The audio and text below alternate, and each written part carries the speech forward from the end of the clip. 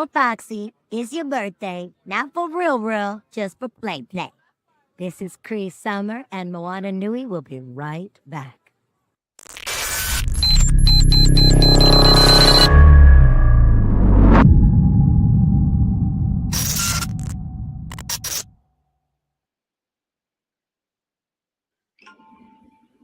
Good evening and welcome everyone out there in viewership land. Welcome to our September. Yes, September. It's been a long month. September edition of Moana Nui After Dark presents Whatcha Watchin. You recognize my wonderful panel. And if you look all the way over there, the top row, that guy opposite me, y'all look over there. Hey, y'all, do y'all realize this is 3 months in a row he's been here? It's the story of the lovely lady. He's building a streak. Like what they say, once is an accident, twice is a trend, and 3 times is a habit. Yeah. I mean, Kyle, are you okay? Yeah, I got my life back, man. Are you sure? The pod people haven't replaced you, have they? No. What's your middle name? Nah, we ain't gonna go into that. Oh, you hesitated too long. It's not Kyle. It's a Gucci clone. It's a Gucci clone. No, he's a pod person. Hey, clone Tyrone and Kyle. Yo, that was so damn good. Oh man! So as our graphic shows, we will be getting right into it. Let's go ahead and start with the feature of our discussion: weapons. And I know everybody here hasn't seen it. If you haven't seen it out there, and I mean, I don't know why it's been out for over a month. As always, that goes for everything that's going to be discussed tonight. In my River Song voice, spoilers. Only one of you going to get. So don't be mad at us because we told you something about something you hadn't watched yet, because everything we discussing has been out for at least a week. So weapons. Who wants to start with this one? Because I got mixed feelings about this. I'll start. I will say the first spoiler that I want to give for weapons is that it is dumb.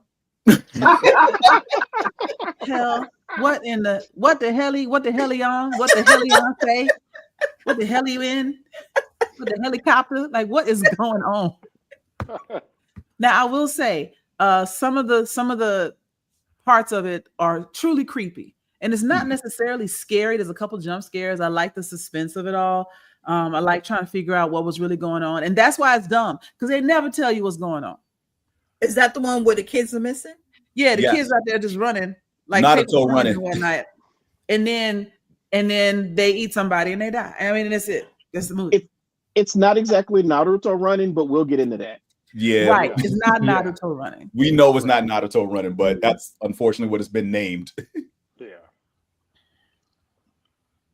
Just finished watching. You just finished watching it, Mark. Tell us your rating out of 10 in the chat. Oh, I loved it. I don't know. I think one of the things that I loved about it is I love movies that do something that this movie did.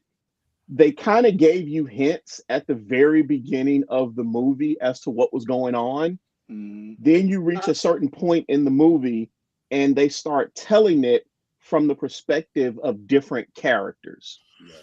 And that's something that's a storytelling method that I truly enjoy. Like Pulp Fiction. Yeah, exactly. Yeah.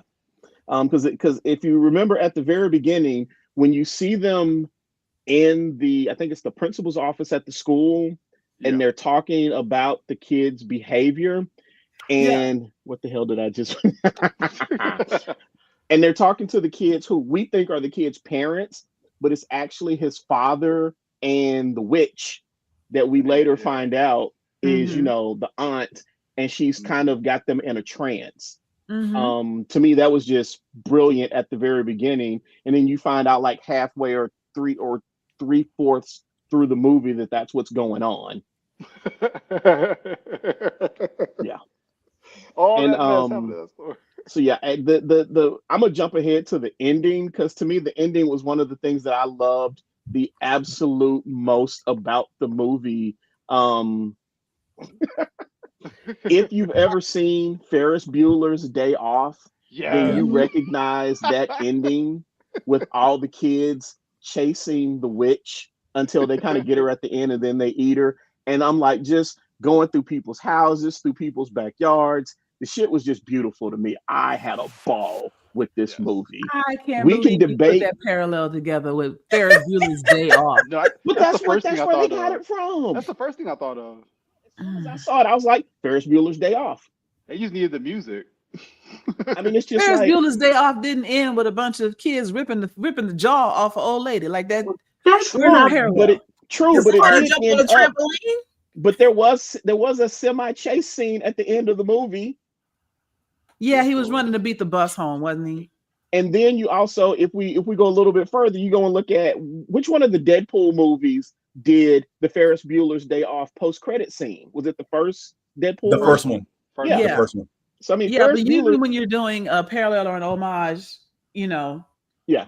there's the and also this old lady, how was she running that fast? And these kids at top speed couldn't catch her. What kind of reverse Jason BS is that?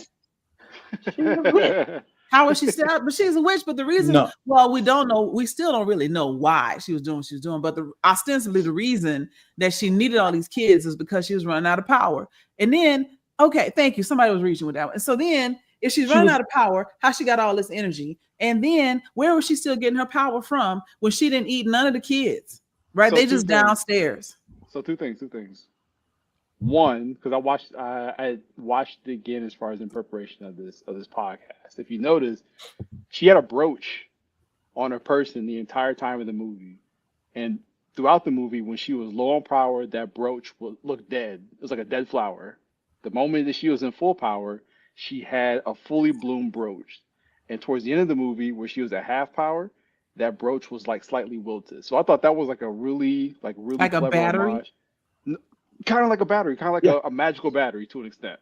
I thought that was yeah, Children of the Corn. I love movies where most expectations you see in movies as far as children are off limits. They're not to be harmed. Usually movies that where use like what was it? It was a movie that came out last year. It was little girls like mauled by a dog, or like Children of the Corn, where children are the actual people doing the harm, or they're like the monsters in the movies. I love those type of movies because they subvert expectations. And children are scary. Evil children are monsters to scary. begin with. I Right. kind of, that's one of my lines is evil children. Children are evil, and especially when they got them high voice. Oh, all of that is scary. Yeah, I thought what was really clever, the homage of the time of 217. So I was like, there's a reason why that clock or that time is like popping up, and a bunch of people had different theories. One of the more interesting theories I saw was so the Parkland shooting in 2018. It claimed 17 children, and that happened in the month of February at 2:00. Okay. So I was like, Okay. that homage right there, or that kind of like that that kind of like commentary, even though the director says it's not like a direct commentary on school shootings or mass shootings or anything like that. I thought that was, if it was intentional, I thought that was very clever. And then the last thing I'll say, I know they do have a prequel coming out because they talked to the director, kind of explaining the aunt. So I'm excited to see that. I don't feel like I need a whole prequel. All I need, it was like an additional 10 minutes flashback in the movie as to how she got here. Yeah. And maybe that would have helped me like the movie a little bit more, because I spent the whole time trying to figure out why. And like, why? Just She's hungry. She's I hungry. do that. I don't ever watch a movie with, thinking why. It might be like, why do other people like this? But not like why I need the movie to explain it to me. I just liked the movie. I loved the creepiness. Now I like horror, but I don't like gore. So there were a couple of spots in there where, the gore about got me, but just the creepiness of the evil children and exactly the dark rooms, and you looking in dark rooms and you see people's silhouettes and stuff like that. I think they did the creepiness factor very well. And me, even though I do like horror movies, I'm sitting there with one hand kind of covering my face just in case too. So I mean, I thought it was a good movie, and I just don't watch movies and need it to be thoroughly explained to me. I don't care. She was creepy witch. That's good enough explanation for me. Is it out for downloading yet? Is it streaming? It's not on. I don't know if it's on streaming sites yet. It is No. on a website. I will say it is on a website, but it's not. It's not streaming yet. So yeah. So one thing I'll say, Kyle, I kind of give a bit of pushback on them saying it's not an homage to school shootings, because why else would you have that AK-47 silhouette in the sky at that scene? So to me, it was clearly, maybe not an homage, maybe homage isn't the right word, but it was clearly referencing school shootings. Bringing some awareness to it. Yeah. Right. Absolutely. Okay, so what the hell? What's the kids killing people? No. No, the kids are all in the basement for the whole movie. I thought the kids were more or less like a food source. Yeah, they were batteries. Like That's my batteries. thing. If they're a food source and we see her battery go down and come up, where was she getting the battery from? Because she didn't touch not near one of them kids. They all came out of there alive. So they were only killing the adults. Well, maybe it was just no, because she kept the her parents alive too. You know, she had to keep them in relatively decent condition for when they had to be summoned out. But she only killed people who got in her way. Yeah. The thing is, the intro to the movie, the trailers and everything, and you got the little kids running like stressed out Naruto. Is that who needs more theory in this movie? The dad, the teacher, Alex, the kid, the thing is, the title makes you think that the children are the weapons. Right. When in actuality, they are only a sum of them, and the evil witch lady can turn anybody into a weapon with a little bit of your hair, and that's the other thing. They never really tell you where she got this wicked bonsai tree from, Mr. Miyagi. and I'm sure that'll all be so. Yeah, there's enough to do. Don't go beyond 90 minutes. Give me a 62-minute prequel, just enough to explain what the hell is going on. I kind of want them not to do it. I'm a big X-Files junkie, so I love you just throwing something out there and not explaining all of it. Just explain just enough to pull you in and leave a little bit of mystery. So I kind of don't want them to do that. I liked how X-Files did that. Yeah. I'll say, if it's written well, I would appreciate a prequel, because I would hate for them to do a prequel and then it just diminishes the. Even though there's some people on this panel that don't think this movie was very good to begin with, I think it would do it. I think it would do a movie a disservice if we get a subpar prequel. A sucky prequel. Yes. I need some backstory. The problem is, though, with films like these, and you said it more times than not, and overly more times than not, it's not even like a 50-50, it's like 90-10. They suck. And they do a disservice to the original film that was created. It's like, you spent all this money, whatever, as a cash grab for something that that was fine on its own, and you gave us a prequel story that made no sense whatsoever. Like it doesn't even fit or work or lead up into the events of what we saw the first time. And so to me, the purpose. I'm sorry. No, I'm sorry. Go ahead, Joy. The thought that I had was creepy witch, because we're not even really sure she's related to that family. Right, she just convinced them that she was their auntie that they hadn't seen in forever. And they were like, well, it's our mother's sister. You don't know your mama's sister? Not in no baby pictures or nothing. Right. And she looked like she was way older than your mom. Like, what's really going on? Okay, but okay, rock with it. She needs a place to stay. How is it that so I had the thought that maybe she is like an ancient presence, witch, whatever. Clearly her makeup and wig says she's been around for a couple centuries. So is she part of their bloodline? I thought at first, maybe she's super, super, super great aunt or something like that. But then I thought about all the people she would have had to meet, drain, exploit, and move on over and over again. And then after all of that, you got defeated by an 11-year-old who outwitted you. Again, really? This is what we doing? I know he's precocious and smart, but come on, you know. Wait, the question is, was the cop wrong for punching that guy? Hell yeah. The cop wrong for punching that. Oh yeah, the cop was dead Yeah. wrong. Hell Yeah. yeah. He was a little off. Yeah. I mean, The he was cop- doing dirt. He had his own BS in his head that he knew he was guilty of what he was doing, right? Yeah. He was cheating on his wife with the teacher, who was the center of the story from, you know, at least at the beginning of the film. And he's running with a guilty conscience. And we understand why now, because his wife is his boss's daughter. Yeah. Which the first thing that popped in my head was, why you crapping where you eat? Yeah. And also his willpower is trash. She was gone 2 days. Well, she came back early. She was supposed to be gone all weekend. But she was only gone 2 days. Wait, why did who tell who to pay attention? But I will say this: the part I like the way the story was told from the perspective of the various characters. I like that style of storytelling. Mm-hmm. It's not done often enough, so when I see it, I appreciate it very much. That, you know, yeah, we're telling a story, and you know, all these are the major characters involved, but we're picking one of them, and they're the center of the story for this point in time. The execution of said story, however, yeah, y'all can have that. and a moment of silence for the Wizard Supreme. I forget his real name. Oh, Wong, yes, Oh, Benedict yeah. Wong. Benedict Wong. Yo, she did him real dirty. She Real did. dirty. She legit turned that dude into a Scud missile and said, "Go." Right. They had- But first they she had- made him kill his love. Part You know? that They had part. 7 glizzies ready to go. 7 glizzies ready to go, ready to eat, watching some football, and she made him kill his husband. That's crazy.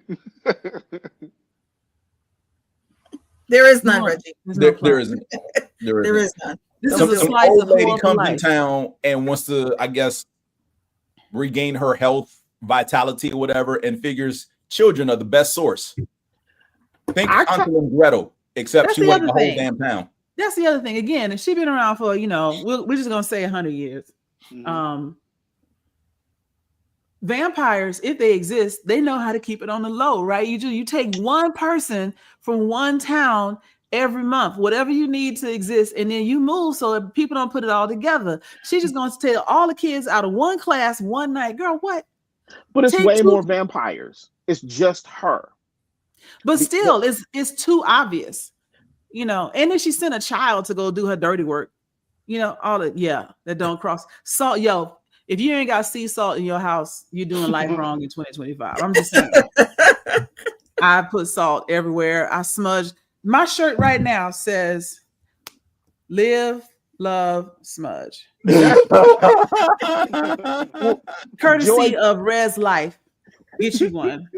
Joy, children are easy to Hold on. manipulate. The answer to this one is Oh, zero. sorry.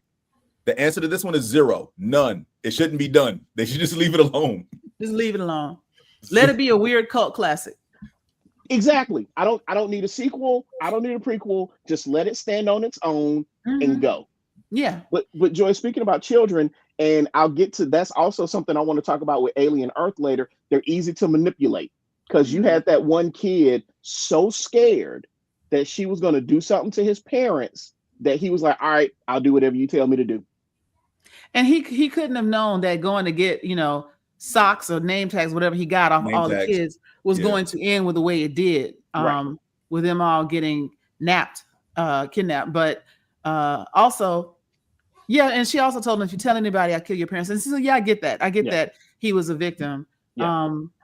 I would also throw out, maybe she's not an ancient presence. Maybe she's a lot younger and stumbled into some magic, and it takes a toll on you every time you use it. And the only way to survive and replenish is what she's doing in the movie.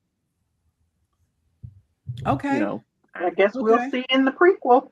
Oh, Yeah, maybe the bonsai tree is the real evil, and she's just doing what she got to do. No. Ooh. No, No, the bonsai tree is not evil. Mr. Miyagi worked too long and too hard for you to besmirch the bonsai tree. We are not doing that. What we also not besmirching is voodoo, because that is not black magic.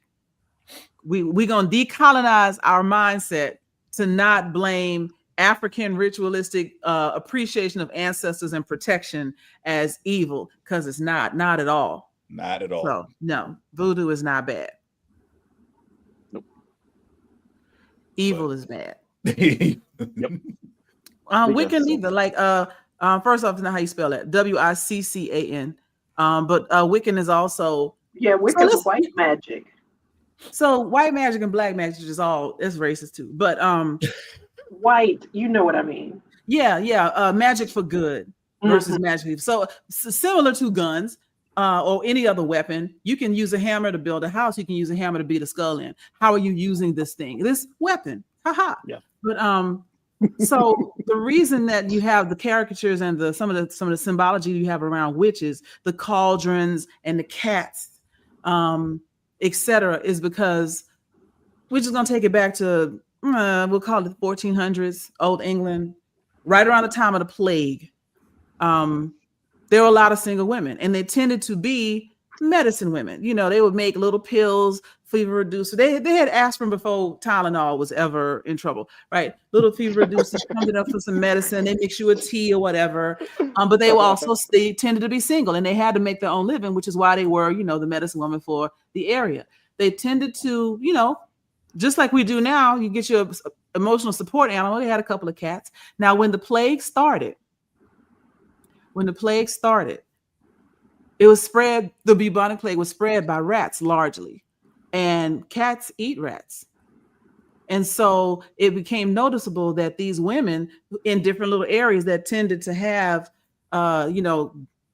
cooking stuff up in some big pot that they don't know nothing about, and somehow they're not catching the plague, that's witchcraft. And they started to systematically chase these women out of the town because they thought they were the reason, because they're the only ones not getting sick. But it's just because they had cats. But that's why you tended to see. So the broom is iconography of, having to clean their own house. The cauldron is whatever they were cooking up. And the cats, their familiars or whatever, is all just because they had cats. It is what it is. But they weren't evil.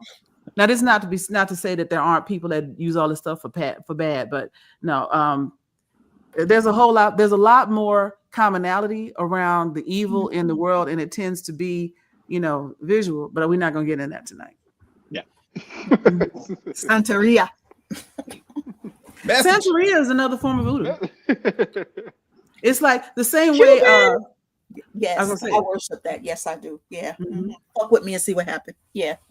Mm-hmm. No, I don't think I will. No. I don't think I will. Mm-hmm. So with all that being said, weapons was interesting. I was all in while I was watching it, but then when it was over, I was like, what did I just watch? What is this? Why? Why, Lord? Yeah. If I had to give it a rating, I'll give it either a 7 or an 8, because I loved it. Wow, I had a blast. I had a lot of fun watching this movie. Yeah. I was gonna give it a 5. Like, not bad. I wouldn't watch it again. Right. But yeah. It's a solid film. Like I said, 6.5, 7. I can't go beyond that. Because again, what? I think it's gonna be one of those cult classics. Mm-hmm. Like 20 years down the road, and people be watching it, and whatever next Gen Z, Alpha, whatever. Well, just to throw this out there, the original Tron was a flop, but it was a cult classic. Now we're about to get the third Tron movie coming out in a little bit. So we didn't need a second one. Right. Yes, and I feel some type of way about Tron, because Tron actually is a very good movie. It is. However, when they made that film in 80 blah blah blah, 83, 84, whatever, when it came out, they were really reaching, because as far as the special effects, because the tech they needed didn't exist. Right. Mm-hmm. And that ultimately hurt that movie. That you have this idea to do something, but what you need is like 30, 40 years down the road. Like if they had what they have now, back then in the 80s, it probably would have like set box office records. Yeah. But to me, they did the same thing that Star Wars did, because the technology Star Wars needed Star didn't Wars exist. also used practical effects, and they weren't trying to do that with Tron. They weren't trying to do anything practical. Right, but they created what they needed. Fair enough. Is the only point I'm trying to make, is they created what they needed to make the movie. Yeah. But I wholeheartedly agree with you. If made with today's technology, the movie would look probably completely different. Mm-hmm.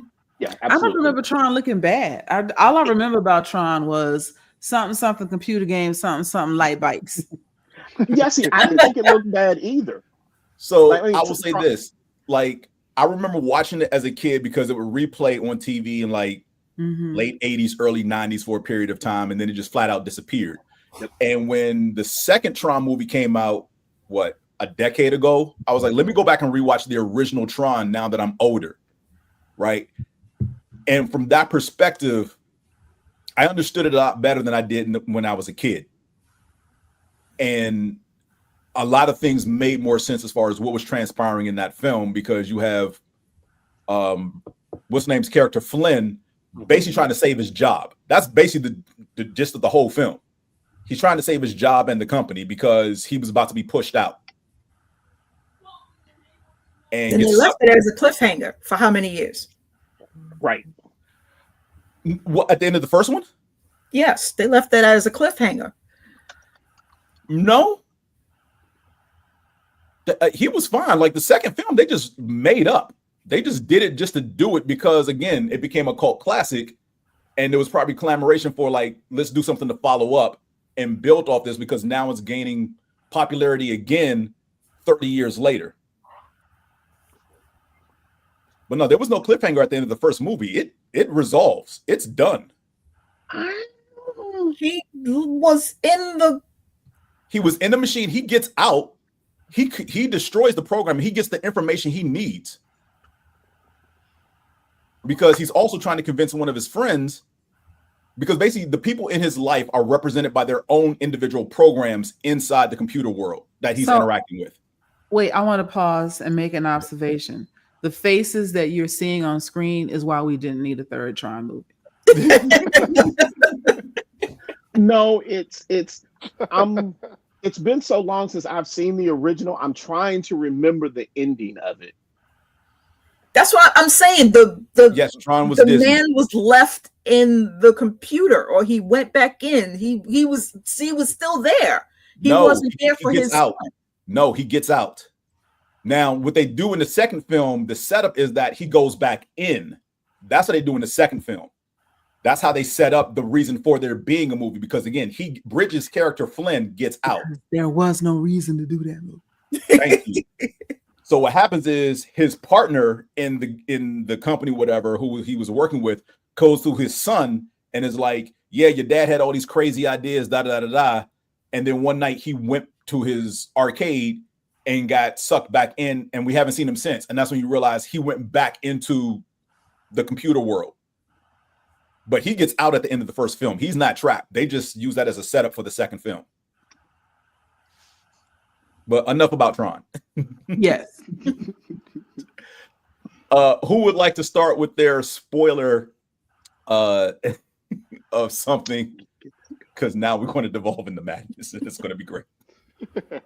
So are we talking about stuff that we're watching, or you want to go into him? Whoever wants to start, because I'm pretty sure we all have at least one thing that we've seen that no one else on the panel has. Wait, are we spoiling him tonight? Oh, I don't think we should, because it just I don't came think out. so either, because I want to see it. No, I thought him wasn't until the next show. Okay. We can save him for the next show. Yeah. But I will say, definitely go see it. Okay. Oh yeah, I I'm would seeing say that so. this weekend. We ostensibly understand that him is it's a horror movie about football, or you could say it is a football movie about the horrors of the game. But Yes. As someone who doesn't really follow sports but understands some of the business around sports, this was a really good movie. Okay. Him was a really good movie. And so yeah, we won't spoil it because it just came out. But go see it. I would recommend that. Absolutely.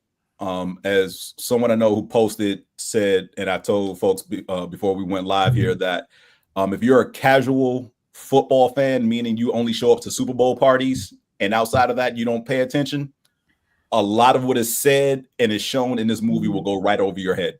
But if you understand the draft and you've seen trades and you understand dynasties, etc., like if you understand like Brett Favre's career and Tom Brady's career, so on and so forth, you will get this movie, and you don't have to follow particular people. You just have to know how they roll with the agents and all that. It's good. If you watched, what was it, Ballers?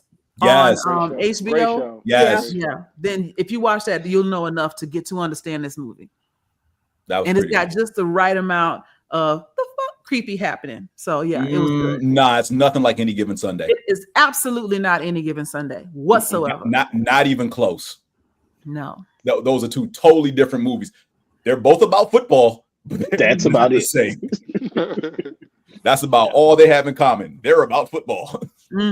Basically. All right. Yeah, so I would say what Joyce said, Ballers.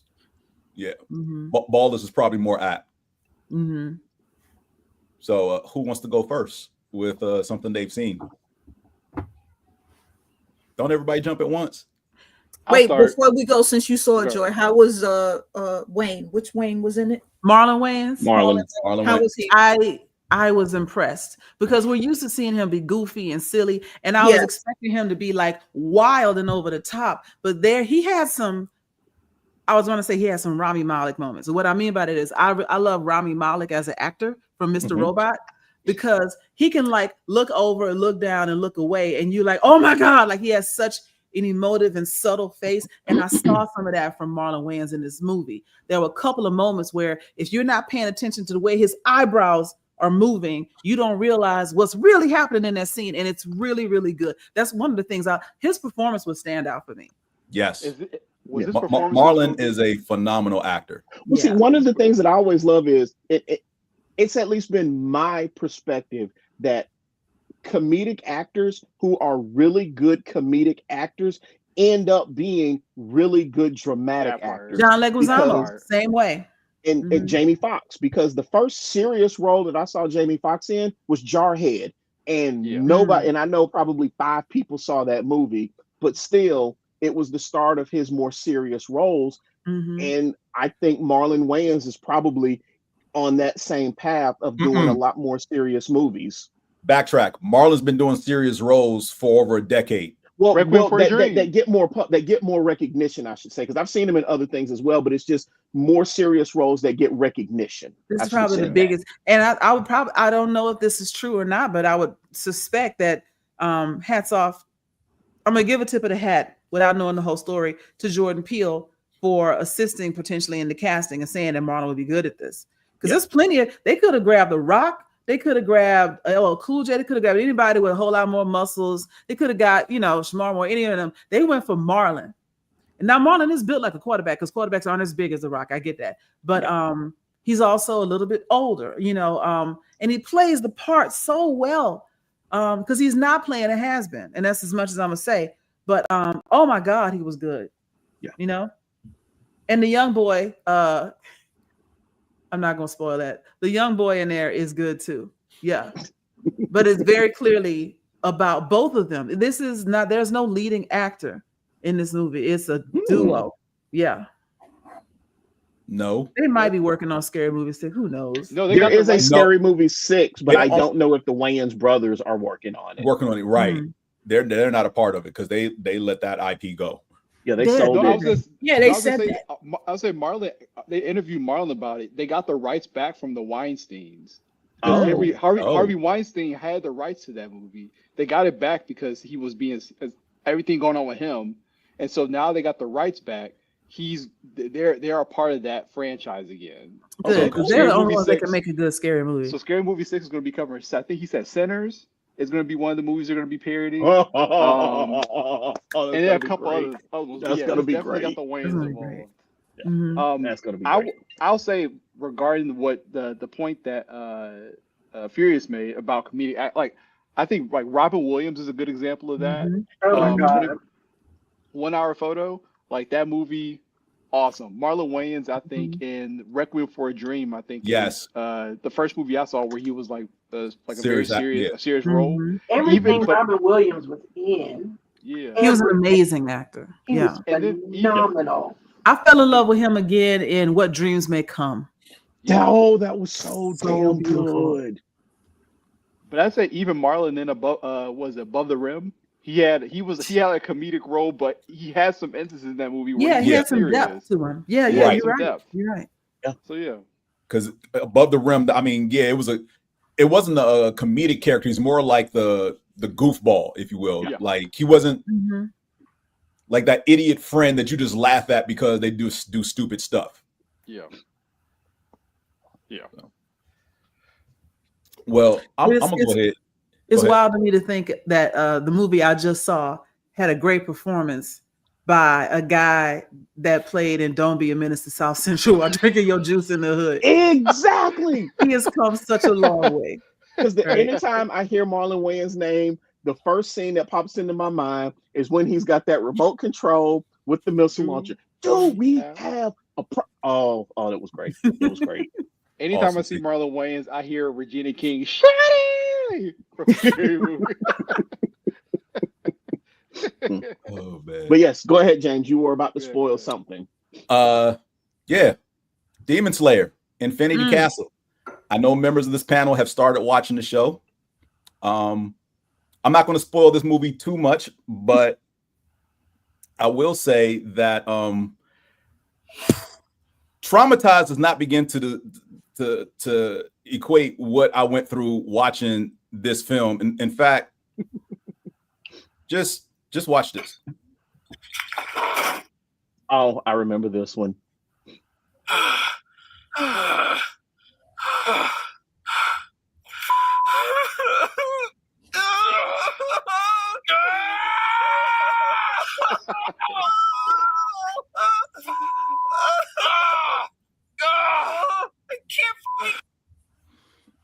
Yeah, and that's all I'm gonna share because that's how I felt when I got out of Demon Slayer. A minor bit of history on that particular clip. That crystal that Rick had in his hand, Morty had to hide in his ass. And that was one of the more calm things about that episode. Right. So that sequence, as far as how they were just emoting, that's how I felt coming out of Demon Castle, because Infinity Castle, because the hell, they stressed your emotions for someone who has seen everything up to this point. Like, I'm going in like, cool. Step one to killing Demon Michael Jackson, aka Muzan. Because he's basically sucked in all the Hashira, Tanjiro and his two friends, Zenitsu and dude who wears the pig head. I keep forgetting his name. Pig Boy. Yeah, we're just gonna call him Pig Boy. So it was so a Hashira dies. I will say that. I'm not gonna say which one, but another Hashira takes a L. We saw the Flame Hashira die in Mugen Train. If you haven't seen Mugen Train, I'm sorry. It's been 3 years. I don't know what's slowing you up. But I will say that the demon who killed him does get his. And it was beautiful because he deserved to go. This little turd right here. Oh, I hate this guy. Akaza. This is the guy who killed the Flame Hashira. He dies in this movie, and it is so beautiful. Hooray. But it took so long. It did take so long. Gosh. So it is because it's like a 2-hour, 15-minute film. Yeah, it's well over 2 hours because I wanted it to be over. And I will say this, that 75% of this movie was backstory that could have been shown in earlier episodes at some point or another. 10% of this movie was plot to move the story along, and the last 15% was the action sequences that you were looking forward to watching. But it's still a good movie. And everything dealing with Akaza, like they could have shown some of that when he was fighting the Flame Hashira back in Mugen Train. So some of that could have been shown then. They gave this dude's entire backstory during his fight against Tanjiro. And so you got that fight. You got Zenitsu's fight, which is pretty much a great fight, but a little lackluster. And so does this answer everything? Does this close it down? No, this is part one of a trilogy. Yeah, that's like we are not done. So the thing that I found interesting was that some people didn't realize that Infinity Castle is not a set structure. And I don't know how people miss that. So whenever Muzan ever called the upper level demons together, there was always one demon off to the side strumming a guitar. That demon can manipulate space, basically.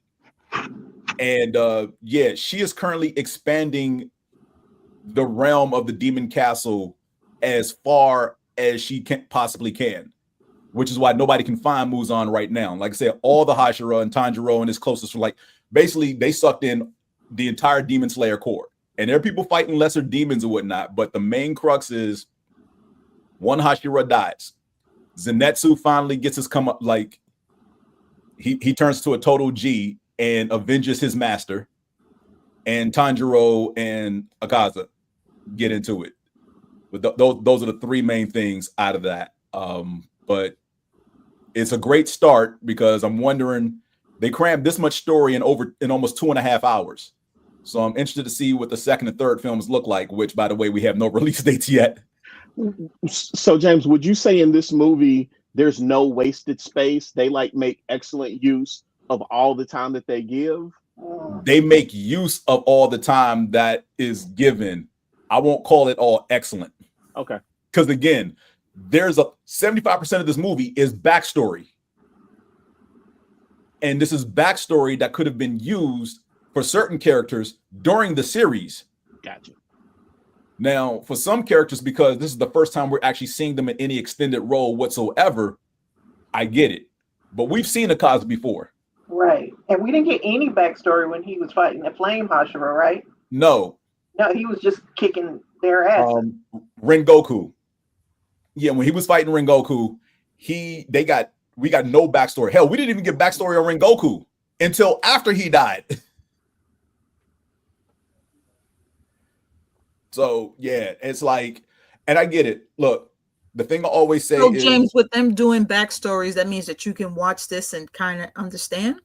Yeah, because you can actually skip, like wherever you are. I would say as long as you've gotten up to Mugen Train, you can skip everything else and watch this film because none of that plays into this movie yet or into this finale. Except like I said, there is some other people who die that they do make reference of. Right.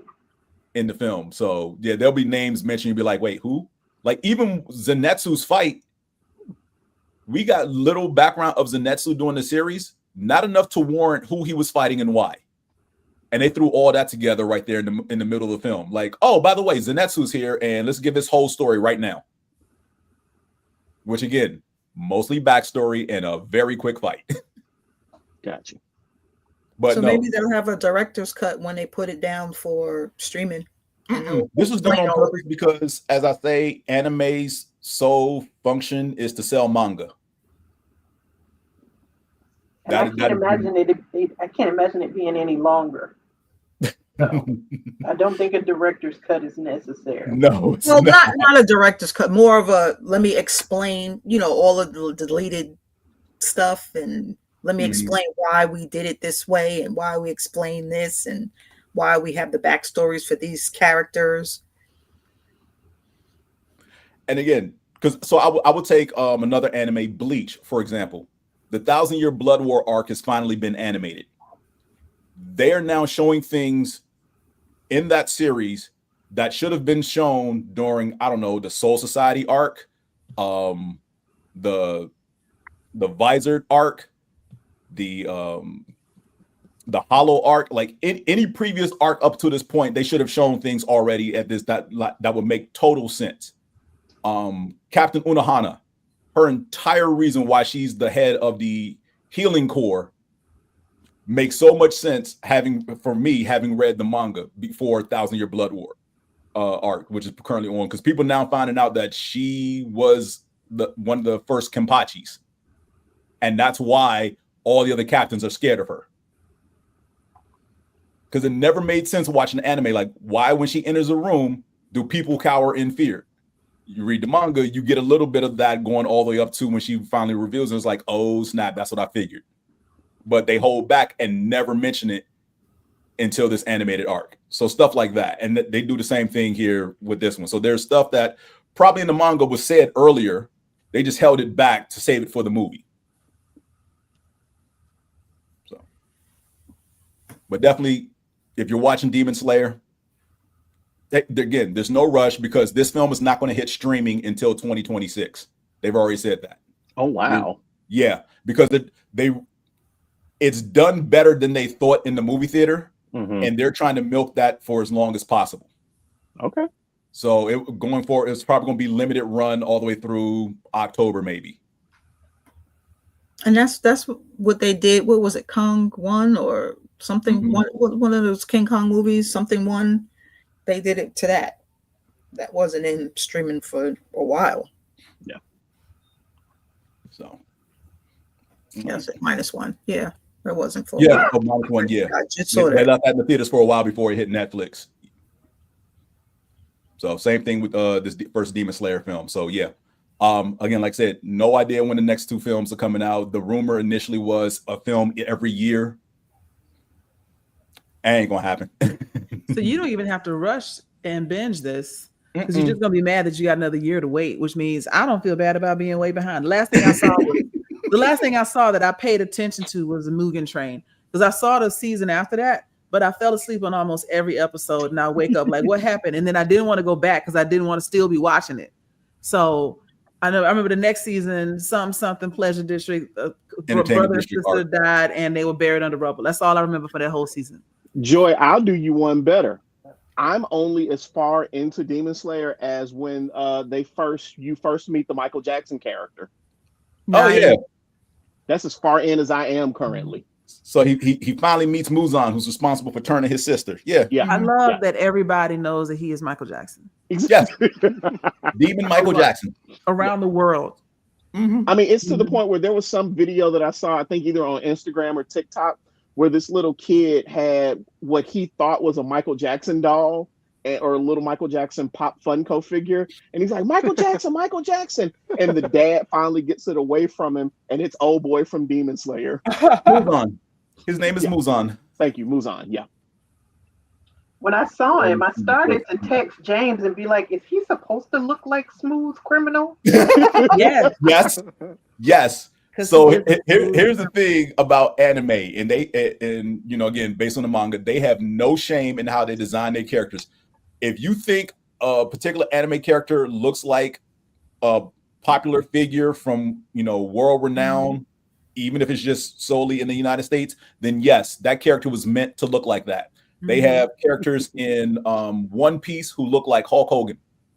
Wow. And it's supposed to be Hulk Hogan. This goes all the way back to Punch Out when they had Mike Tyson in there. Yep. Who else? Brock Lesnar was the template for the Armor Titan in Attack on Titan. Really? Yes. The Armor Titan is designed to look like Brock Lesnar. Okay. So yeah, if you think, hey, this anime character looks like my favorite celebrity, that anime character was purposely drawn to look like your favorite celebrity. So and they ain't got one looking like Megan yet. It's coming. I'm pretty sure it is. If you watch Jujutsu Kaisen, I don't know if this is the actual English dub or not, but there's always a clip going around of the main character talking to his bro about how the women he loves are tall and have big booties like Megan Thee Stallion. I guess someone's like playing around with it because he does like tall, thick women. They do actually have that conversation. But somebody took it a step further and was like, women like Megan Thee Stallion. And then they just proceed with that conversation for like another 20 seconds. And as much as she loves anime, I know she'd be geeked to actually be a character in that series. She is working on something, actually. Yep. I know. I'm actually looking forward to seeing what that's going to be. I didn't realize he looked like Jamie Foxx. Eddie from Tekken 3 does not look like Jamie Foxx. Eddie from Tekken 3 predates Jamie Foxx blowing up as in his career. Yeah. Because I remember Tekken 3, or I remember Tekken Eddie Gordo from the early 90s. He does not look like no. No. Yeah, Jamie Foxx never had dreads or twists or anything back then. He did in Booty Call. Yeah, I was just about to say. Did he in Booty Call? He had twist in he had, Booty Call. Yes. Top. Okay, he had a little high top twist. But anyway, okay. So I got two things I want to talk about. Go ahead. I'll do the simple one first. Is anybody else watching Sakamoto Days? Oh, really? So you started watching that? I'm up to date on it. It's like the only anime that I'm really up to date on. Sakamoto Days is awesome. And I know. It's on the list. I'll get to it eventually. I will say, I don't know what it is. I have a tendency to be I'm not gonna argue with you about this all night. Nah, you're wrong, dude. Okay, you win. Sure. But I like anime that has a good soundtrack, and the opening song for Sakamoto Days is groovy, like almost disco groovy. And one of the things I love about it, just because the main character is one of those types of like assassins, etc., that can use the environment to his advantage. Yes. And in the opening credits, he and his people are like trying to keep it low, but they're running through like an amusement park, trying to fight assassins. And so like there's a bear chasing him because in a bear suit. And at one point, he throws something at him, he flips over something, and like they're running the credits, they're running names. He grabs the name from the credits, turns around and slaps the life out of the bear until like his whole face rips off. There's no blood. It's just the guy on the inside. But the fact that they took something from the credits and did that, I thought it was great. And so I started watching it, like, what's this about? And every episode is interesting. And they do have some introspection. They've got some Delicious in Dungeon is what he's talking about. They've got some interesting tidbits. Everybody gets a little bit of background story. You start to really care about the people, which is always a good sign. And I think there are 22 episodes in right now. All of them, standard 18 minutes. But yeah, Sakamoto Days, I highly recommend. It's really cute and violent. Of course. Great combination. Yeah. And now the other thing that I was going to say, which and I watched it all the way to the end, and I will say the end of this show is a letdown. But there's a show on Netflix called... No, don't say that. I'm only in episode 2. Okay. It's still anyway. You can spoil it, but don't tell me it's a letdown at the end. That's gonna hurt my feelings because I'm enjoying the show. Okay. So the other show that I watched through to the end and still recommend watching it, because what am I looking at is Kiss or Die. Kiss or Die is live action improv TV show, and it's on Netflix, I believe.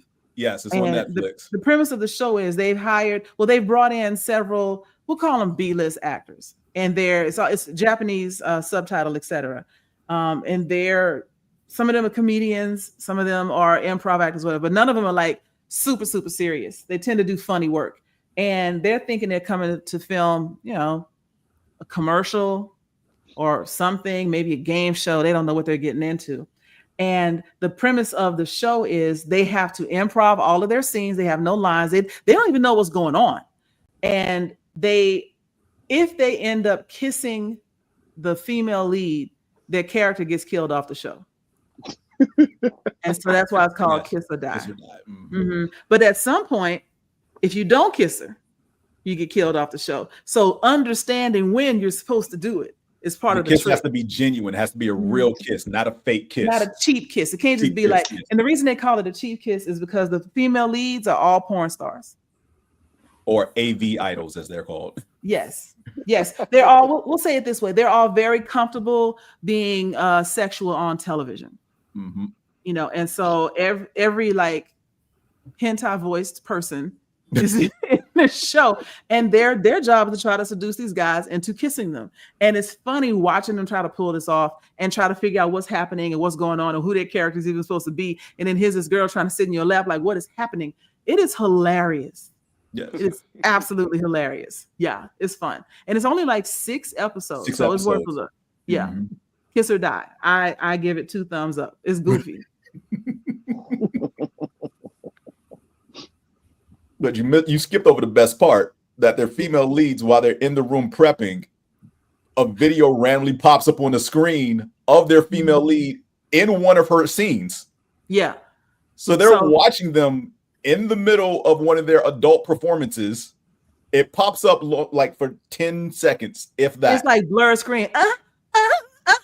And they're like, okay, start. And then they're like, what?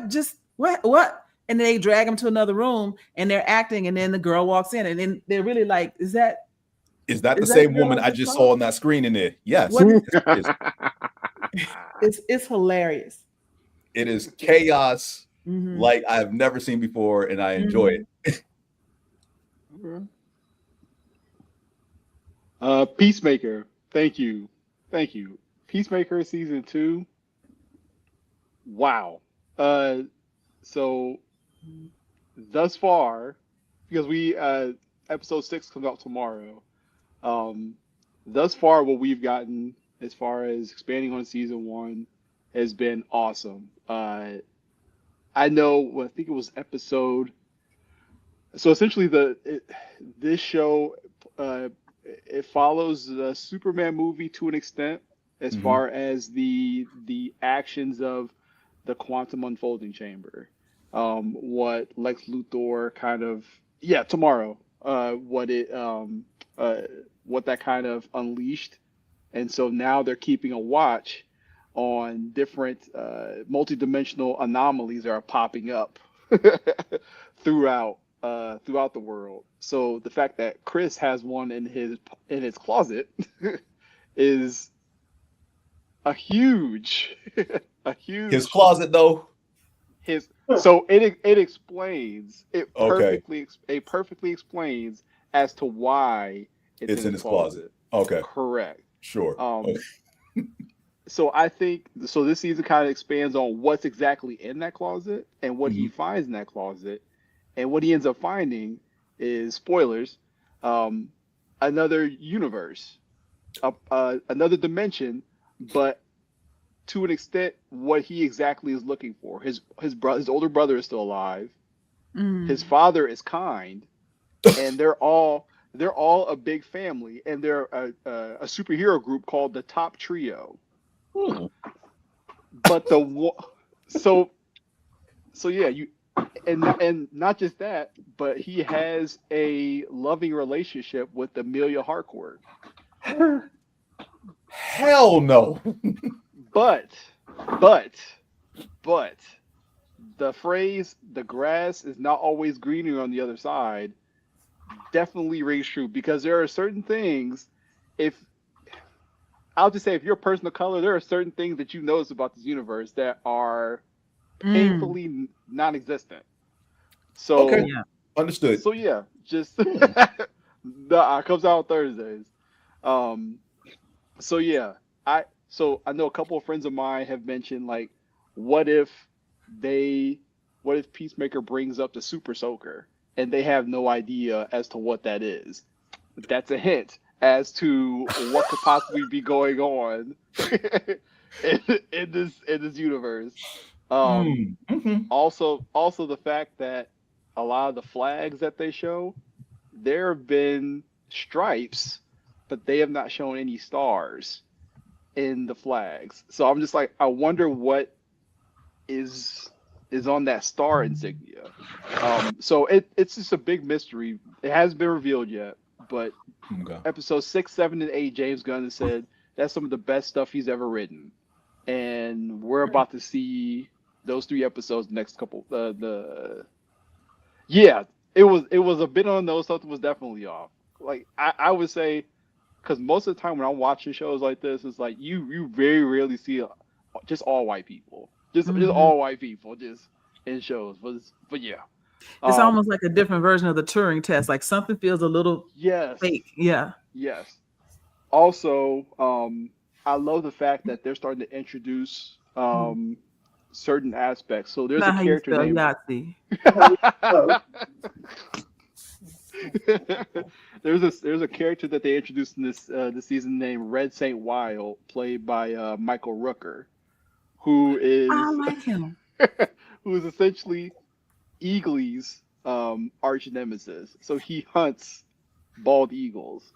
And at first, he's a goof. Like he is cultural appropriation to the nines, wearing Mm. Native American and indigenous garb. You know, he's not meant to be taken serious, but there is something that he does in one of the Everything's a episodes. spelling test. Yeah. There's something he Yeah, I does almost that- didn't know what you were talking about, Mark.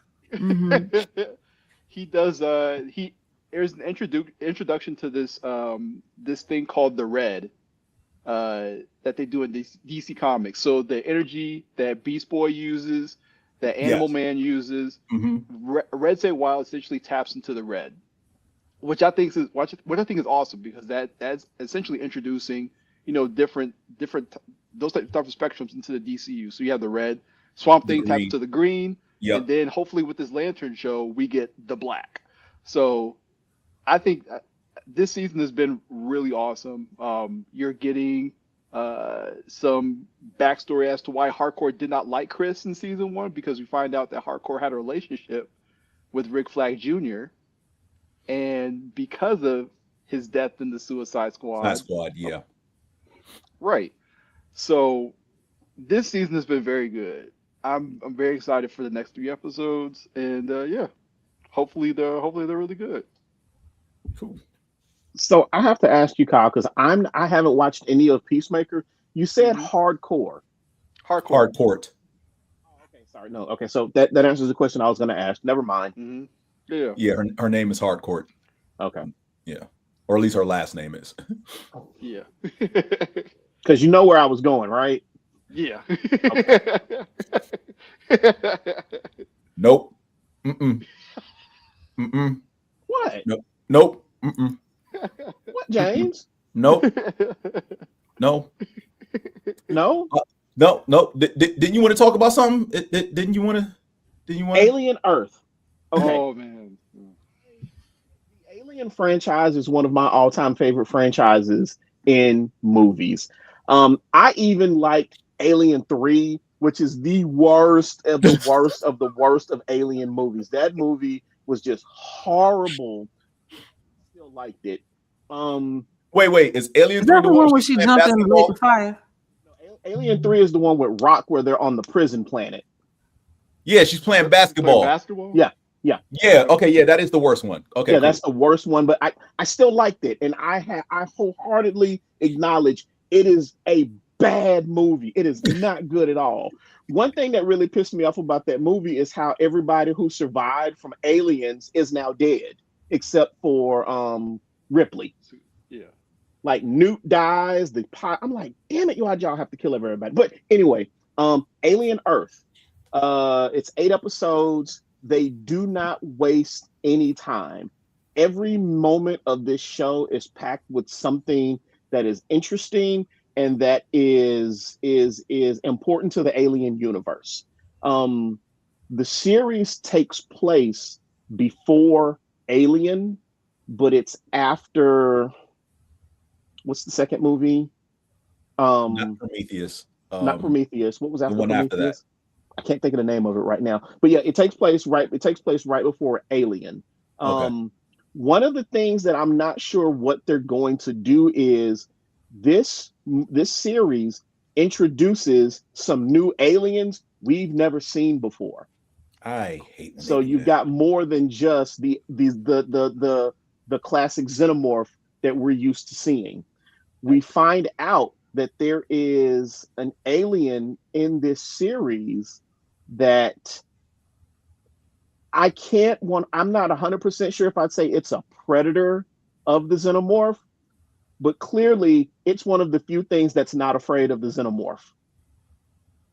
It's this little eyeball looking character that what it does is it crawls like right on your eye, rips your existing eye out, spits it out, and it gets in there and it attaches to your nervous system and it takes over the body.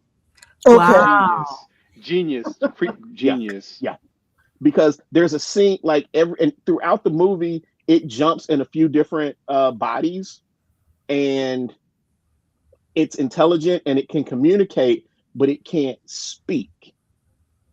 At the very end of the series, there's somebody who's dead on a beach, and it gets in that person's body and they sit up. And you kind of get the impression that maybe going forward in the next season, you may finally actually be able to truly communicate with this alien.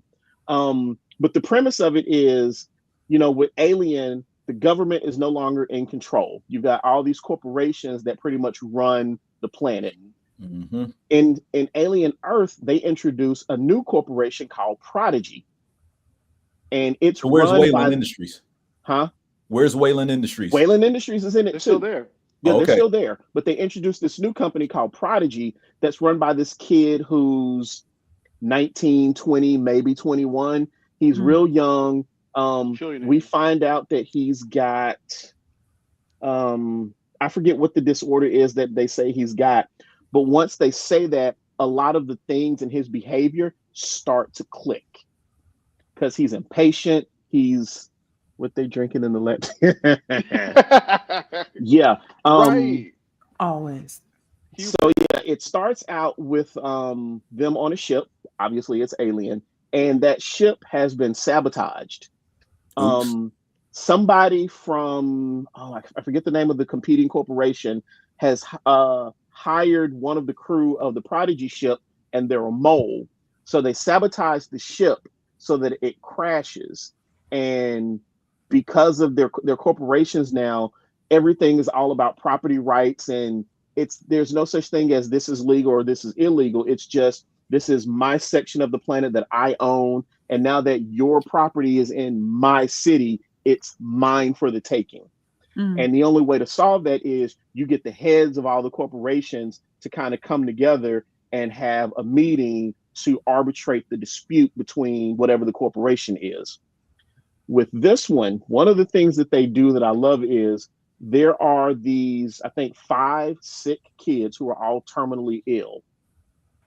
They transfer their consciousness into synthetic bodies.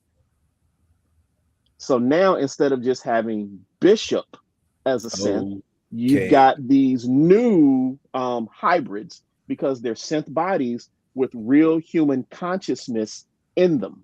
You do not want a child in an adult body. We got enough of that going on in the world right now already. And there are a couple of times in the show where you see just how bad of an idea it is to put a child in an adult body. And are these weaponized adult bodies?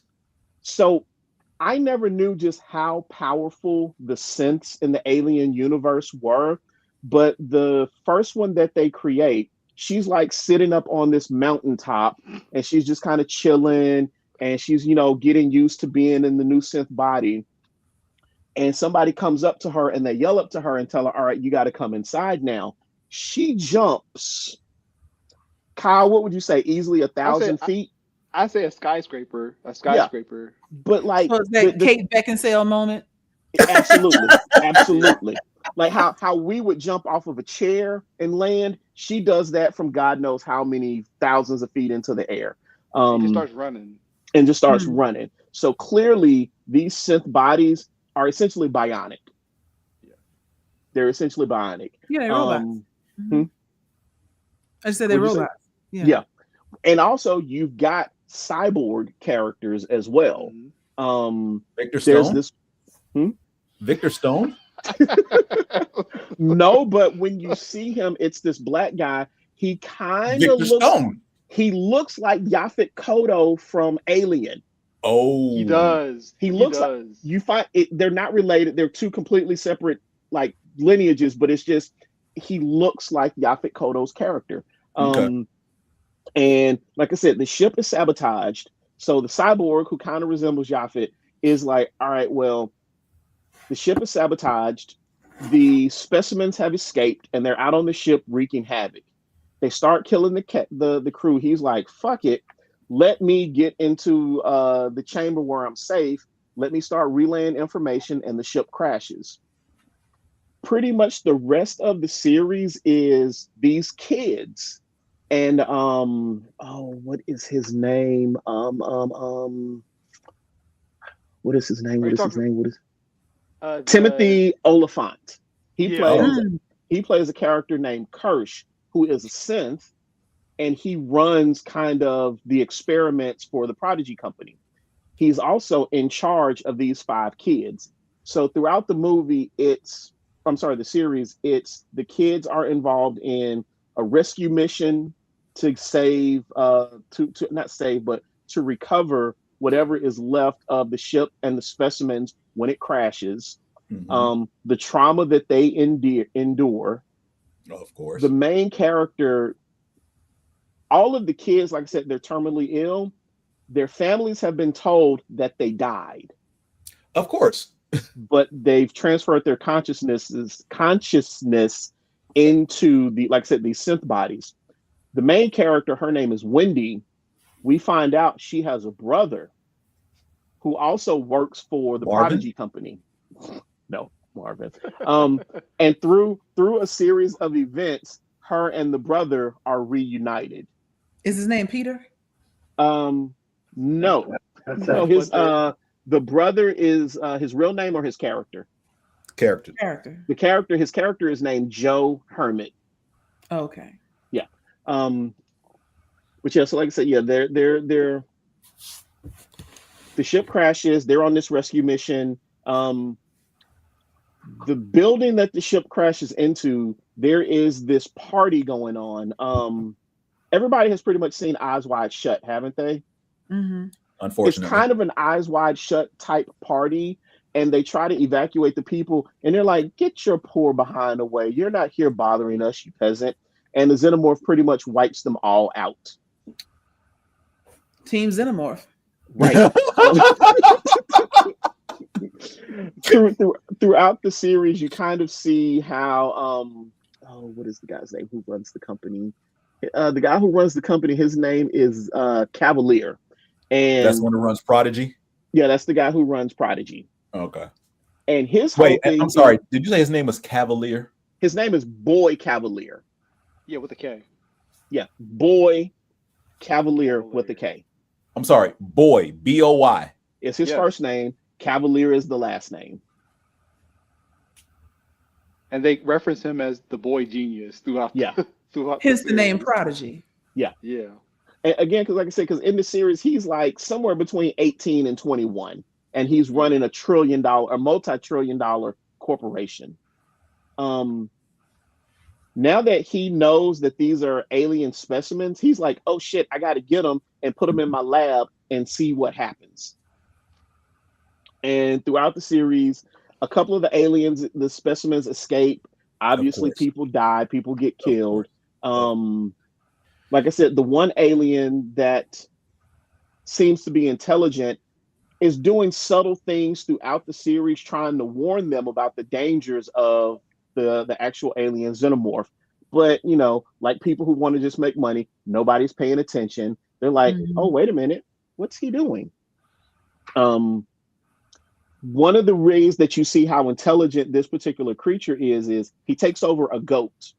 And they got the eyeball creature? Yeah, the eyeball creature. I'm sorry. Yeah, the eyeball creature takes over a goat.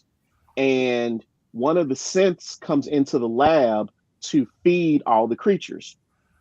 It walks into the cage next to the goat, and the goat bangs its head on the cage to scare the kid and make him fall. And these other funky little fly aliens that are off in the corner come down and implant themselves in him and kill him. So yeah, it's all these new aliens that they're introducing. What is it that they're going to do? And like I said, one of them seems to be intelligent. It also seems to be a predator for the actual alien Xenomorph that we're used to from the franchise. And it ends up being a very good series. If you haven't seen it, you need to watch it. It's expounding on the alien universe. And like I said, the thing that's going to be interesting is all these additional creatures that they're introducing are going to be canon in the alien universe. Yep. Which makes it kind of funky because this takes place before Alien. Everything that we know so far. Right. Yeah. So it kind of makes me wonder, where are these next Alien movies and or series gonna take place? Mm-hmm. No, go ahead, Carl. No, I was gonna say so a couple of things. Number one, I think the music in the show is excellent. Yeah. Excellent. Yeah. Excellent. I love the music that we get, because it kind of reminds me of like a mixture of Blade Runner 2020, like Blade Runner, and then like new age punk, and I love it. Yeah. And to kind of expand on what you were saying, Furious, the creature design that they have for some of these creatures is just like the eyeball, the little fly things that suck the blood and Mm-hmm. end up doing a number on the two soldiers. Yeah. The do they ever? So I'm on, like I said, I'm on episode 6. Do they ever explore what that flower looking thing is? Yes, they do. Yes, they do.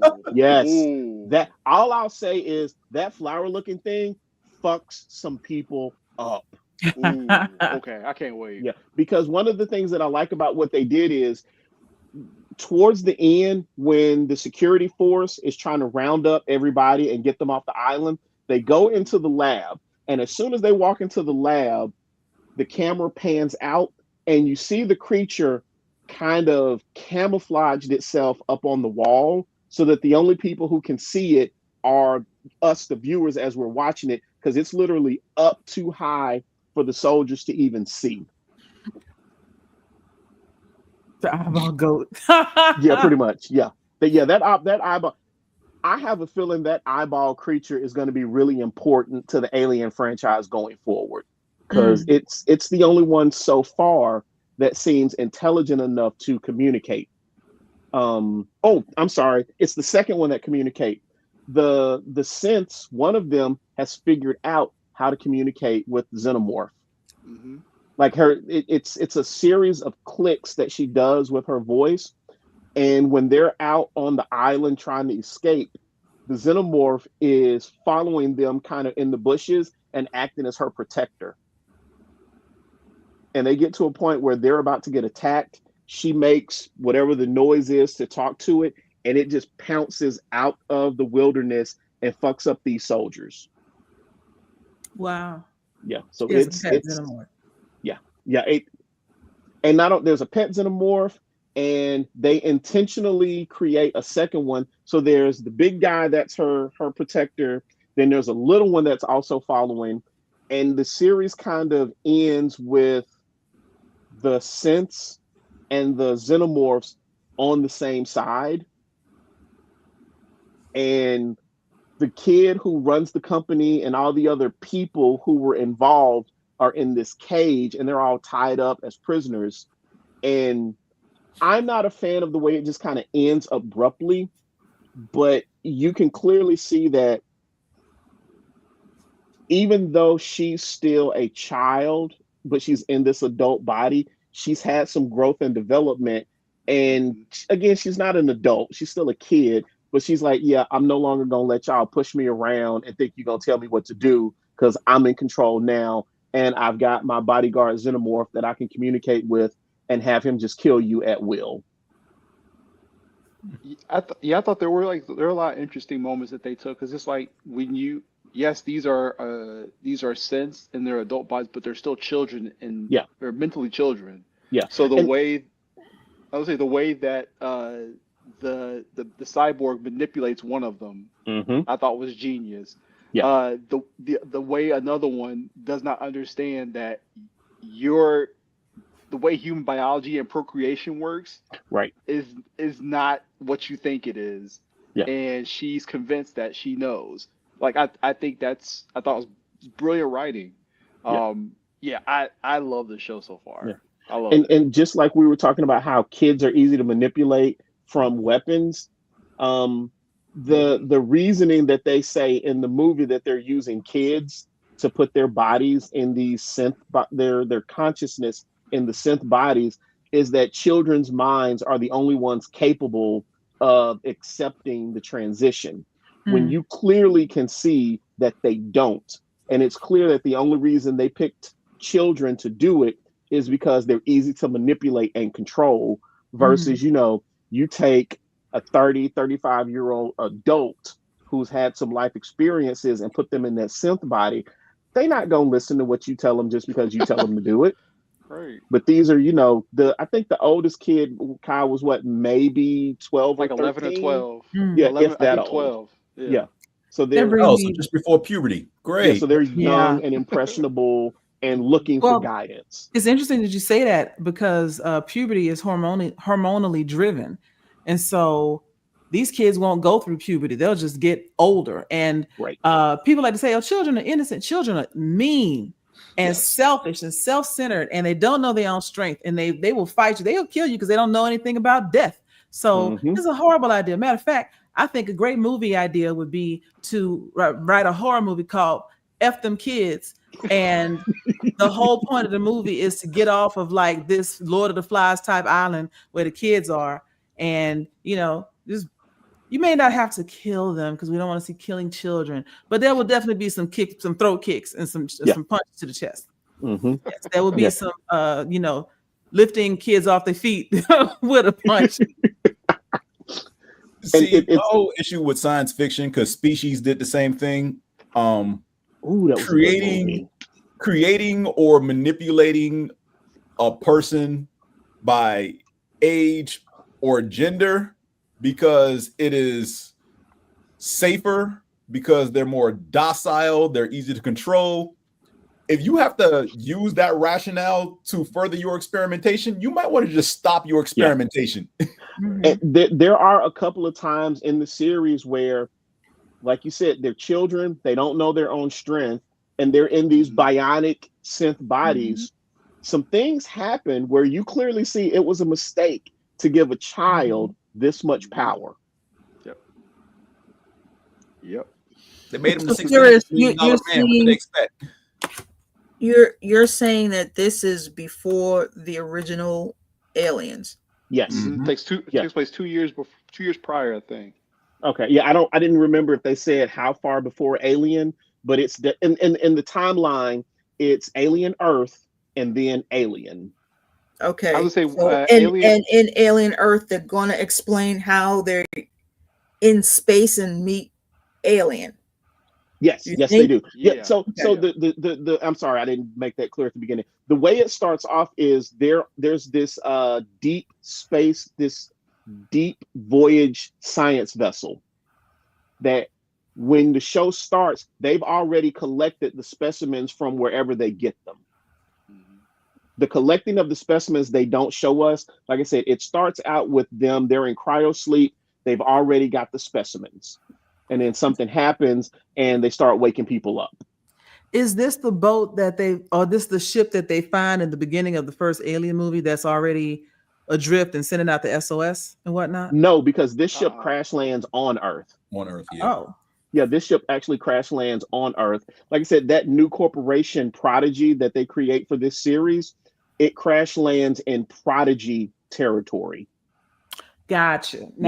So that's what Prodigy trying to say. Everything on here is mine. It crash lands on Prodigy territory. Which again, to me, I'm sorry. Go ahead, Kyle. No, go ahead, Furious. I was gonna say, to me, it makes it kind of interesting because since it takes place before Alien, we've got all this other alien history that's already been established. And don't get me wrong, I'm all for mixing things up and telling some better stories and whatnot. But it would have been.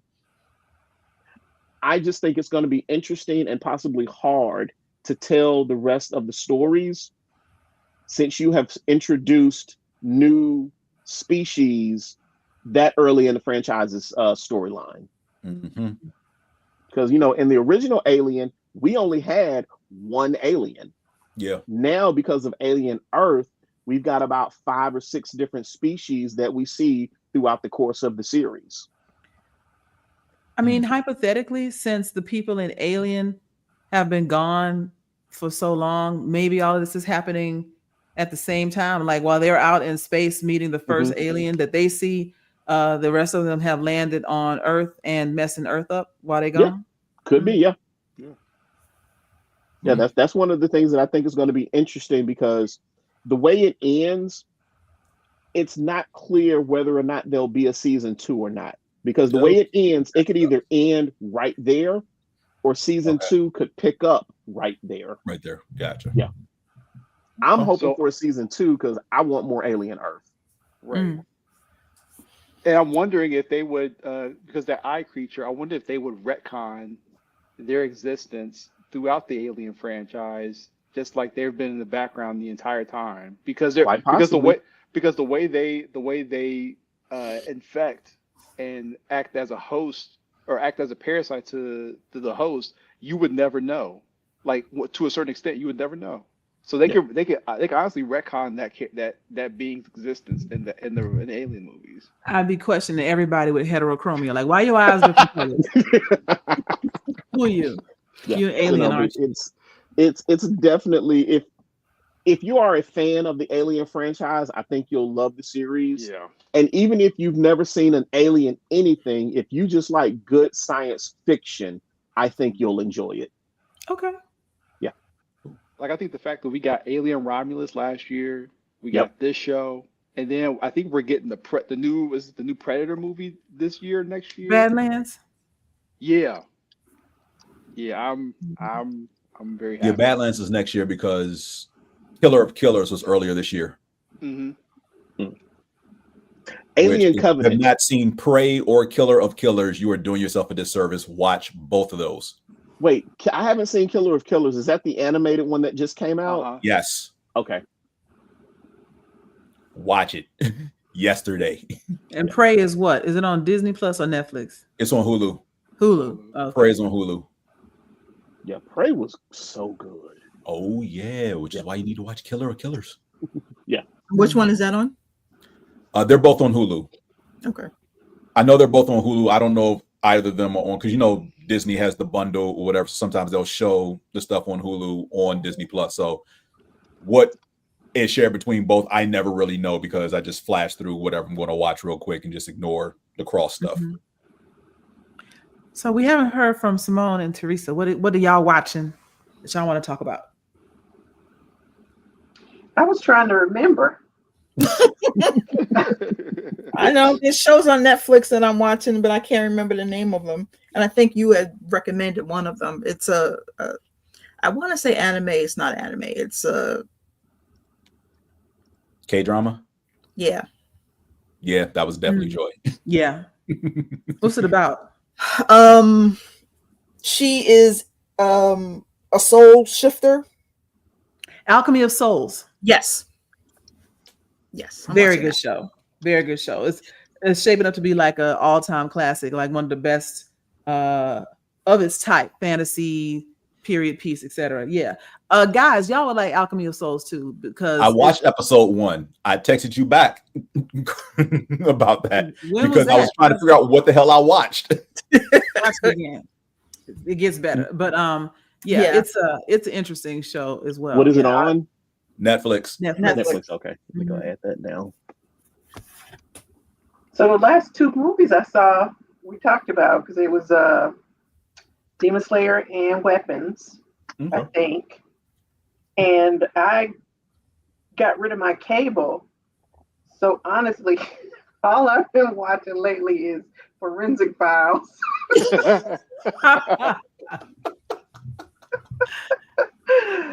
That's really about it.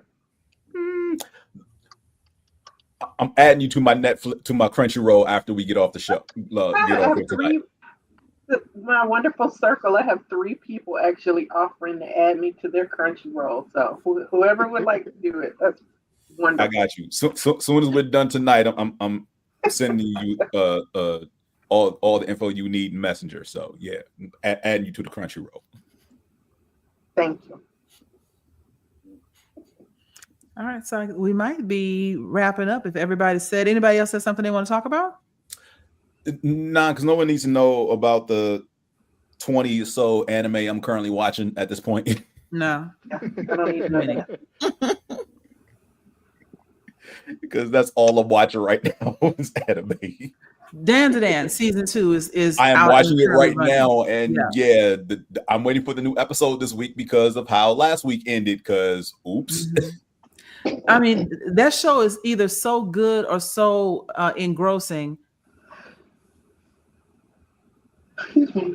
I feel like he did that on purpose. Mm-hmm. I can't see it. It's run off the bottom of my screen, so I don't know what it said. But I Star have a Trek. said what? Star Trek. Oh, But with the Z instead of an S. Yeah, He it fixed was a it. typo. Oh, It was a there we go. Because I was about to say, if he doesn't follow up with that, I'm gonna assume that was done on purpose because of the whole spelling thing earlier. I am watching Strange New Worlds, but I don't think I'm caught up. how So. far into Strange New Worlds are you? I mean, I'm caught up as far as the seasons go, but I think I might be like a couple of episodes behind. Okay. Yeah, I should start that at some point. Fierce, I'm have you only- started Monarch yet or no? No, because I'm watching Strange New Worlds. Is Strange New Worlds the one with that was spun off from Discovery? No, it's No. it's Star Trek before Kirk. Yeah, it's prequel. It's Pike's Enterprise. Okay. Yeah. So, But Simone, yeah. I am gonna watch it, but I've got to watch Strange New Worlds, Quarterback on Netflix, and then I'll be able to get to Monarch.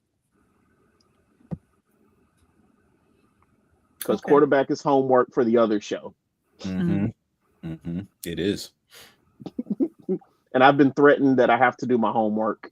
Yeah, because now you also got to watch him as well. I'm going to see that this weekend, probably. You'll Okay. like it. All right. Okay.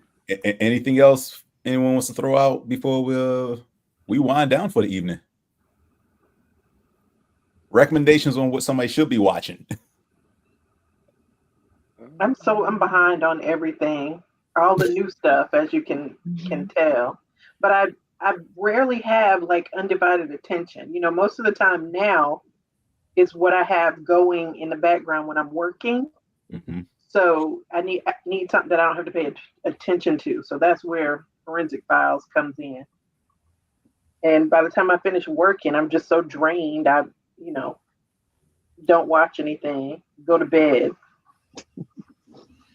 I'm liking all the K-drama stuff, Joy. I'm getting into that. K-dramas rock. They Can't do. get down with the K's. Mhm. Taking the So you need something to watch. Kiss or There's Die. plenty to watch. Yeah. Especially if you have Crunchyroll or High Dive. Or Vicky, which is the K-drama version of Hulu. Nice. Okay, Mhm. cool. Okay. If you were ever a fan of King of the Hill, I took a slight detour and watched the first 2 episodes of the new series. It's actually good. I've seen like the first 5 or 6, and it is pretty good. I was Okay. concerned about them bringing it back. Like I was also concerned about Futurama, but I ended up liking the new Futurama. And like I said, I've enjoyed the first couple of episodes of King of the Hill. So if you were a fan of the original King of the Hill, add it to your list. Okay. Cool. See, I might check out that movie, The Long Walk. I'll let y'all know how that is. Yeah, I am curious about that one too. Teresa, no. You see it? I think I have mentioned before that Stephen King is my favorite author. I read everything that he writes, pretty much except his little nonfiction stuff. Mhm. Yeah. About writing and stuff like that, because I don't care about that. But all the stories I read, and I read the story that The Long Walk is based on, and that was the most disturbing thing I have ever read, Mm. and I cannot watch the movie. Wow. Yeah. Cool. I want to say the book was written back in like the 70s. It predated like all the what movie was that? Hunger Carrie. Games. Hunger Games. Oh, Oh, yeah. okay. All, yeah. all those types of But it's stories. that Dystopian kind of futures, yeah. Yeah. dystopian kind of thing, Yeah. and it is very disturbing. Like a And with lot that of- movie, I saw a clip of why they're having this Mhm. long walk, Right. and it is very disturbing. Yes. Yeah. Well, not the why they're having the walk, but the things that happen during the walk. During. Right. Yeah. I'll just throw this out from the clip that I saw. If you have to go to the bathroom, you get, I think they said anywhere on the walk, you get like a 3-minute break. So Mhm. anything you don't do within that 3 hours, you will be punished for. I'm sorry, 3 minutes. 3 Minutes. minutes. Right. Anything you Yep. don't do during that 3 minutes, you have to do while you're Yep. walking, because you So have if you to start gotta, walking again. you Yeah. have to relieve yourself Yep. while you're walking. I'm 'Cause gonna pass on that one. I know the audiobook was chilling. And then knowing like at that point in time, like the Vietnam War, the draft, how we see gladiator sports like football, like other things in this country, and the contestants being boys, like man. So yeah, Wait, is that the time period, the Vietnam War? No. So Stephen King wrote it around the time in the aftermath of the Okay. Vietnam War. So a lot of Gotcha. commentary in that book is just like we send our children off to war, and a lot of the contestants in the book are African American, and a little bit of commentary on that too. So it's just like I want to see how close this movie plays to this book, and if it plays pretty close, I don't. man. Yeah. On that somber note.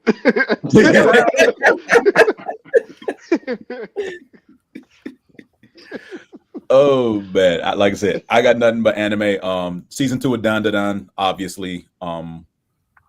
Water Magician. I know I've mentioned this multiple times.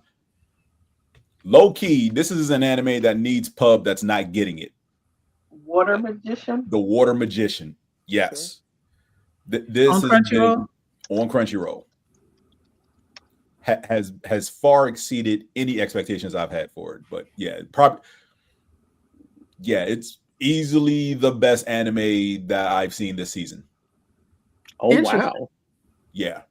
That's how good this is. And again, I'm watching 6 shows active right now, including Dan Dan Dan, Shield Hero Season 4, Kaiju number 8 Season 2. They're all great. Water I could Magician not get into Kaiju number 8, probably because I hate mechs. And so there are no mechs in Kaiju number 8. They're just in augment body armor that is boosting their abilities. But like not actual like size difference. Not you say mechs, I automatically think like Voltron, Gundam type. Yeah. And they're not in those. Black Clover was good. I like that. I didn't know it was finished. It's not. And Okay. a new season has still been in the works for years It's like now. 2022, right? 23. Yeah, they have the last one that came on was they did the movie and then the show, Mm-hmm. and then the show after the movie. Mm-mm. Was it yes, because that's when he came back and he had his hood on and they was like, oh, you grew up. Or was that the movie? I'm confusing. They're all blended in right now because I just like he's yelling in my head right now and I just can't. Oscar's always yelling. Could you stop yelling, please? No, Asta cannot stop yelling. Like Midoriya can't stop crying. Midoriya, we went to see him earlier today, and outside in the theater, sometimes they just have old stuff that's just for sale for no reason. They had My Hero Academia action figures, and they had Bakugo and Midoriya, and there was the sticker on the thing said $25. I was like, I'm not spending $25 on the action figure. That's insane. But James bought something else. Turned out it was only $2. So I was like, well, for $2, I will pick this up. And I went and got Bakugo, and it was $2.50, and I still didn't get Midoriya because Midoriya is a bitch. And I was like, I don't want to. As much as the whole show revolves around him, and I like his arc and his growth and how he's, he wants to be a hero and he's so earnest and steadfast, but he gets on my nerves. I don't like him. I don't like him. I like all the people around him. I like Icy Hot and Birdman and Bakugo. I forget their real names. I give them new names because I'm Black, and that's what we do. We give you the name. That's what we do. Mm-hmm. This is very true. If I say Gator, y'all know who I'm talking about. We call you Samuel L. Jackson, in public, but you Gator, as far as I'm concerned. You leave my brethren alone. Mm-hmm. All right, y'all. Well, this has been fun. I look forward to the next time we get together to talk about. So we'll finish the conversation around him on the next episode, right? Along with a few other things that are coming out between now and then. So what's the rule? Like, it has to be out at least 2 weeks before we do spoilers, or 3 weeks? I don't know that we actually have a rule. We don't have a rule. We don't have a rule. Okay, And we talked about it when the show was getting spoiled. Yeah. Yeah. Okay, we'll give it a little bit more time. Like, say what? We was being courteous today. We were being courteous. We weren't being courteous today. I could have spoiled the crap out of it. Because I didn't spoil as much as I could in Demon Slayer. I was being nice. Right. Well, like I said, I thought, and maybe I misread the email, but I thought we were doing him on the next show. Seen the first one. I don't. Well, Demon Slayer, yeah. It's funny. It's like I love the reels that I see. What you gonna do, Floyd? What you gonna do?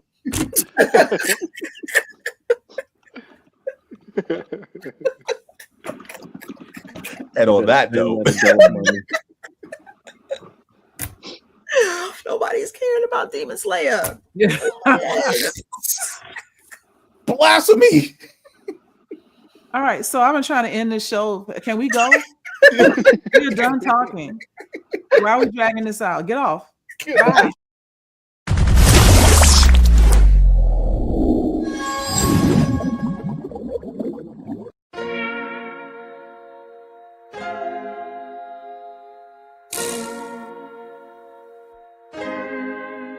So many stories left to tell, even if we have to ourselves. Can't keep history on the shelf. If they won't tell it, we will. If this the land of the free, it was a freedom then. When they annexed Hawaii and called it Cedar Lands, without any type of payment and no signing off. Called themselves the Republic in 1894. 1.2 million acres overtaken from the native Hawaiians. When they resisted, the West retaliated in violence and erasure. The Hawaiian language is banned as part of colonialism's plan to expand, yeah. Stuck between a rock and a hard place. Multiple bombings of Kaho'olawe. As a part of their ongoing war with Asia, used it as a place for target practice. No consent or compensation. Colonizers call for annexation. Never cover all the locals. School never let you know. So many stories left to tell, even if we have to ourselves. Can keep history on the shelf. If we won't tell it, we will. Too many stories left to tell, even if we have to ourselves. Can keep history on the shelf. If we won't tell it, we will. We will. So if we put Hawaii into perspective, well, Black and Asian history is interconnected. Considering the fight with the Pacific, then of course, versus Asia, they was treated as a middleman for war, but didn't let the Western colorism run its course. Cause dark skin was a sign of dignity to core. The land was taken in the name of capitalism, when prior to it was an actual kingdom. Clap back at the system. Stuck between a rock and a hard place. Multiple bombings of Kaho'olawe. As a part of their ongoing war with Asia, used it as a place for target practice. No consent or compensation. Colonizers call for annexation.